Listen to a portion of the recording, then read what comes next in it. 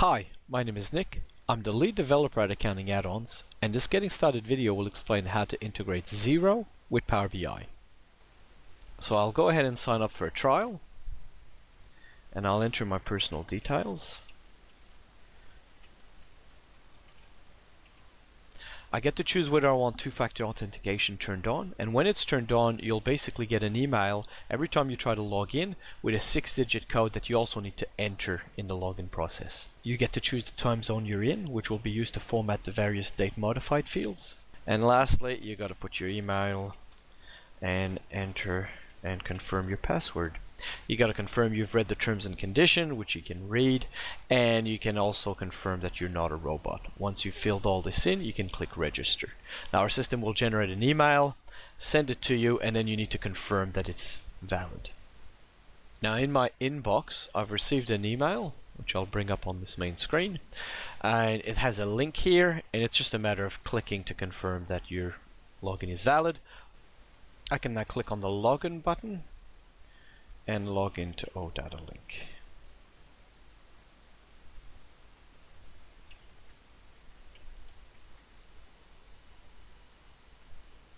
The next step is to create your account.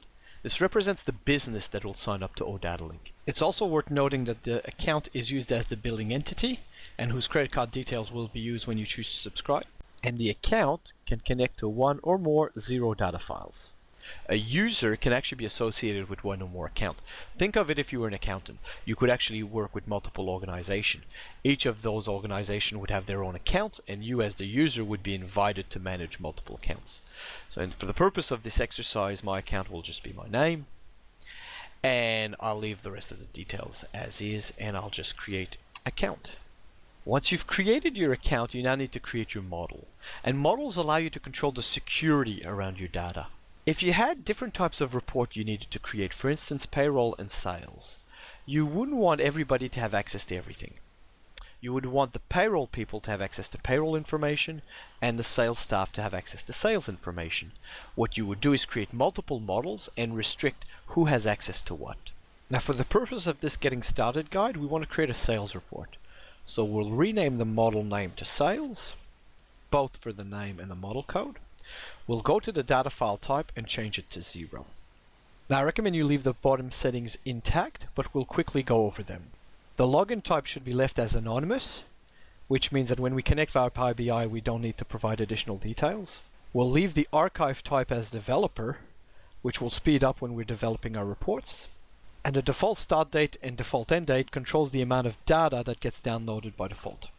We'll leave the firewall enabled, which means that when we connect to the data, we need to ensure the IP addresses are authorized. And of course, the model must be enabled.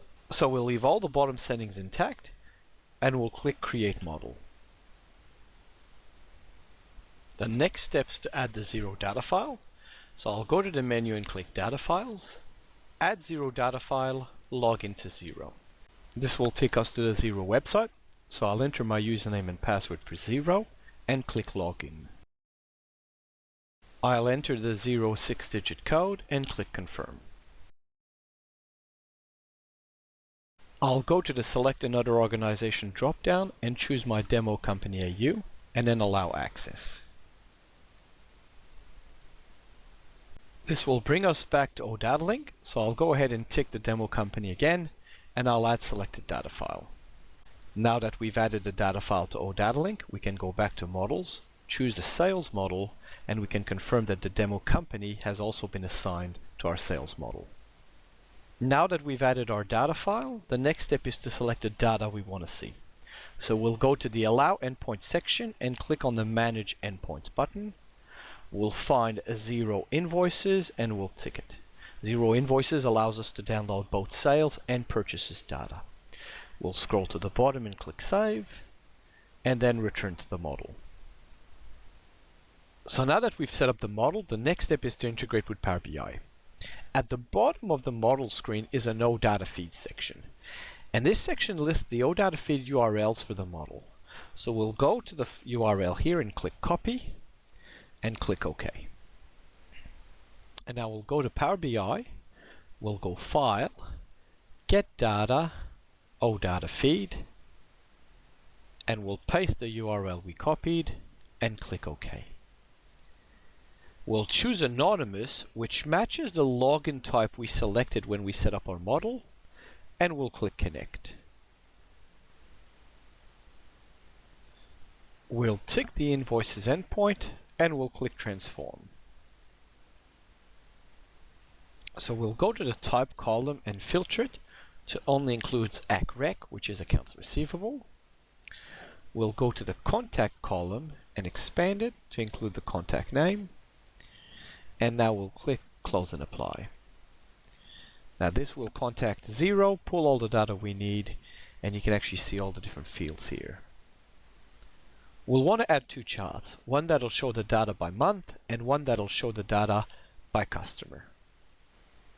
So for the first chart, we'll choose a bar chart, we'll include the total, and then we'll include the date. We'll expand the date because we're not interested in the day, quarter, or year. And that gives us the chart by month. The next chart we'll want to add is a pie chart. We'll include the total, but we'll break it down by contacts.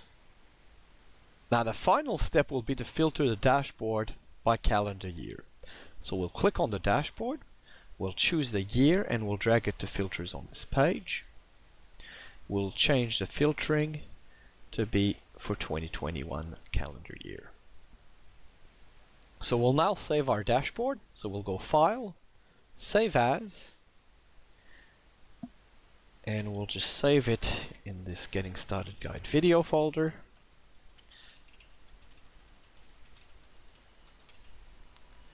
And click Save. Now so far all these edits were done using Power BI on the desktop, but we'll also want to publish it to the cloud. So we'll go File, Publish, Publish to Power BI. We'll choose My Workspace and click Select. We'll wait for it to publish, and it's published. So I can now click on the Open Getting Started Guide, and that'll take us to the website, and we'll be able to see our dashboard. If we want to use it, we can basically filter it, and we can change whichever year we want to see the data for. In order to use our Power BI dashboard, we'll need to do two final steps. We'll want to authorize the Power BI IP address, and we'll also want to set up a schedule so that it refreshes overnight. Now in order to authorize the IP address, we'll expand My Workspace, we'll find the Getting Started Guide, click on the ... button, and choose Refresh Now. Now this refresh will fail because the IP address hasn't been authorized. Now OdataLink will find this and generate us an email to tell us that the IP address was blocked. So this is the email that OdataLink generated. We can click on this link and this will allow us to authorize this IP address. We can click Allow and the IP address has been authorized. We can then return to Power BI and we can now set up the schedule. We'll go back to My Workspace and the dataset. We'll click on the triple dot buttons and we'll choose Schedule Refresh. Under the data source credentials, we'll want to make sure that's expanded. We'll click Edit Credentials, make sure it's set to Anonymous, make sure it's set to Privacy None, and click Sign In. We'll then go to Schedule Refresh, turn it on, choose when it refreshes, in this case daily, ensure the time zone's correct, and click Apply. And that is essentially the last step to get data from Xero into Power BI, whether it be on the desktop or in the cloud. I hope you found this video interesting, and I'll see you next time.